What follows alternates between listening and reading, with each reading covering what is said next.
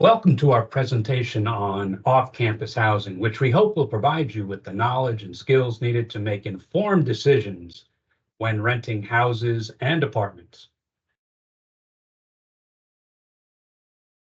It may feel overwhelming trying to search for housing in a new community, especially if you are unfamiliar with the area. Fortunately, the USF off-campus housing website can help students identify rental property.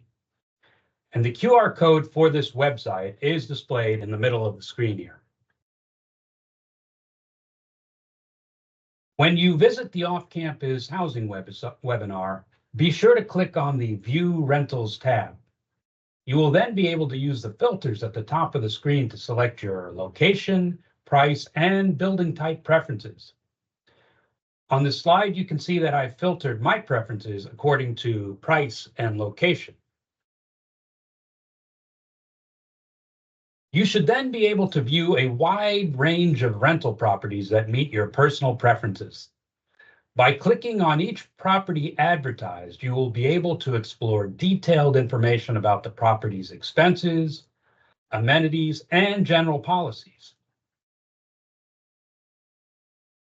Let's take a look at some of the different types of expenses associated with renting property. When you rent, there will likely be one-time payment expenses such as application fees, administrative fees, and security deposits. There are also recurring monthly fees such as rents, utilities, parking, and pet rent if you happen to have a cat, dog, or some other type of pet. Please note that some apartments combine utilities such as electricity, water, and internet with the price of rent, while others do not. In order to budget effectively, you will want to research all the expenses associated with renting an apartment. So, what types of amenities are important to you? Is it important that your apartment is located close to the university? Or do you want a nearby bus stop that will take you to the university or to other important destinations? And what about furniture? Do you want a furnished apartment or do you prefer to choose your own furniture? And some students don't like spending several hours each week sitting in a laundromat. They may prefer to have a washer and dryer in their own apartment. Students simply have different preferences when it comes to amenities. We encourage you to make a list of what is important to you and then search the off-campus housing website until you can balance what you want in terms of amenities with what you can afford financially. You may be able to learn about the different policies of an apartment by using the off-campus housing website. And your policy questions may include, does your apartment allow pets? And if so, how many can you have and how large can they be? Are you allowed to sublease your apartment to another tenant when you are away?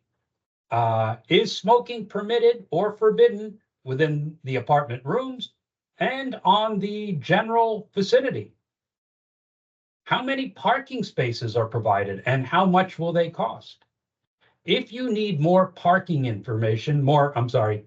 information, consider asking the apartment manager for the rules and regulations or even for a copy of their lease. Now, we've made a list of 10 popular questions that renters might ask an apartment manager. These are just suggestions for you to consider when you contact a property manager. Let's start with question number 1. How long are most housing contracts? Well, leases are typically for 1 year. Some apartments do offer shorter leases, and you can ask about this. Also, some apartments offer longer leases, and such as 2-year leases. The advantages would be they protect you from inflationary rent hikes that can occur when you renew a lease. A disadvantage could be that maybe later in your lease, you find that you don't like that apartment, and that's going to make it a little more difficult for you to leave. Question number 2, when can I move in? Well, move-in dates vary from apartment to apartment, and you simply need to inquire about this. If you do need to stay at a hotel prior to your move-in date, be sure to ask the hotel if they offer a shuttle service to and from campus. Question number 3, are the deposits and fees refundable? Rental deposits may be refundable if there is no damage to your apartment at the end of the lease period. However, pet deposits generally are non-refundable. If a fee or deposit is refundable, you want to ask the apartment manager for their policies in writing on how you would recover those fees and deposits. Question number 4, why am I being asked for a financial guarantor?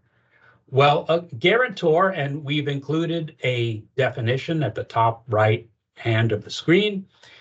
The reason why you may be asked for this is that international students generally do not have credit ratings or rental histories.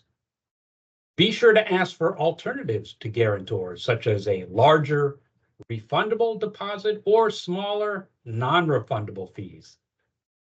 And unfortunately, your international student support team by policy cannot serve as your guarantor. Question number 5, be sure to ask if visiting friends and family can stay with you. If guests are allowed, ask how many days per month they may stay. Also ask about parking policies for visiting guests. Question number 6, reporting maintenance issues. Be sure to ask how you would report maintenance issues. Ask the apartment manager, what is their typical response time? And ask them, do they offer 24-hour emergency maintenance services if things should go really, really wrong, perhaps with plumbing or wiring or anything else related to your apartment, such as what if the air conditioner goes out in the hotter months, such as June, July, and August in Florida? Question 7, is subleasing or reletting allowed? Be sure to ask what their policies are, and will you be charged a fee if you decide to sublease or relet your apartment? If you don't know the difference between subleasing and reletting, we have included definitions at the bottom in this grayish box here. Question number 8. What are the acceptable forms of payment, such as credit card, checks, bank wire, money order? And can you schedule monthly auto payments that draw funds from your bank account? This is very convenient if you tend to be a person who forgets to pay on time. Please note that cash is typically not accepted for rental payments. Question number 9, when is rent due? Ask what are the fees if you should pay your rental payments late? And can you pay several months in advance if you can afford to do that? That is convenient for you because it means fewer rental dates to remember. Final question, question 10. Ask about what are your policies on early lease termination? Are they allowed? And if so, what are the penalties? Common fees may include that you have to pay 2 months rent. I've seen that. I've also seen policies in which the tenant would have to, would be given the option to allow that apartment to be charged every month until it is rented out. And that is a bit of a risk because you don't know how long it is going to take to rent out a vacant room.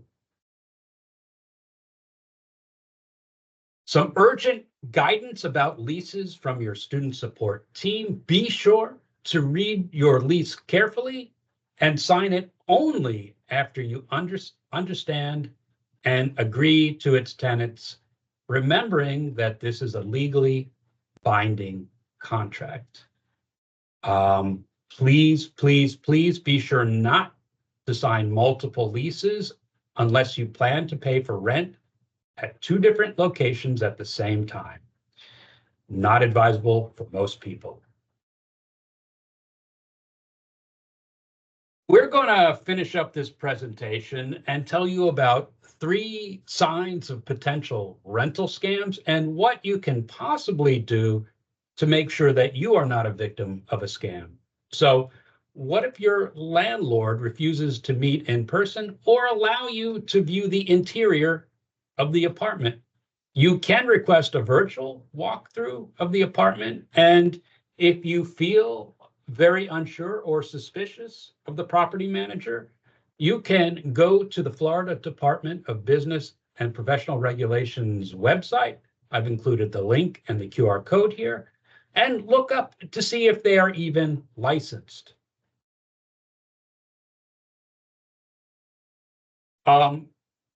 Second potential sign, the landlord or manager asks for rent or security deposit before signing a lease. Now, we do know that smaller housing application fees are commonly paid before signing a lease. However, the larger rental payments and security deposits, that would typically be collected after you sign a lease. Some notes for you: please be suspicious if the person requests money without verifying your information. And this could be done via the housing application. That is typically what that fee is used to do a background check of a tenant. Be suspicious if they try to rush you into a decision. Also, be a little suspicious if the price advertised seems too good to be true. For example, they're offering an apartment for $400 per month when the going rate is $800 per month. Third sign of a potential scam, the advertisement is sloppy and it seems amateurish. I'm always suspicious, no matter whether it's a property being rented, a car being sold. If I see excessively poor spelling and grammar errors, and this is coming from a professional apartment manager, that would make me suspicious. And if the lease appears incomplete, well, you may not know what an official lease looks like in the state of Florida, but fortunately, the Florida Bar Association has included a sample lease. I've included the link here, and to the right is the QR code. Now, we do conduct regular webinars for housing on and off campus, as well as immunization compliance and health insurance compliance. All you have to do is go to this website. I've included the link here, and make a 30-minute consultation with any of your student support team members. Please use your USF email account to book appointments. Please do not use Gmail accounts. And if you didn't know, your international student support team, we have Janet Evelyn, our assistant director, who provides leadership to our team. My fellow programming coordinator, Alex Eiler, he's an amazing individual, and he conducts engagement activities, telling you all about fun things to do on campus and in the area of the 3 different campuses. And my name is Brian Gerke. I'm the other program coordinator. I focus on onboarding, helping students with such issues as on and off campus housing, immunization, and health insurance compliance. If this information was just too much for you and you feel like you need a hard copy of the PowerPoint presentation, please do go to our Microsoft Teams group. I've included the QR code here. When you get into this Teams group, also use your USF email address to do so.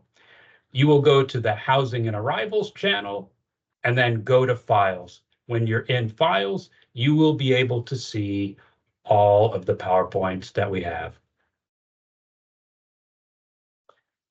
Thanks a lot for your attention and consideration. We hope this was helpful, and we look forward to seeing you at USF really soon. Thanks again.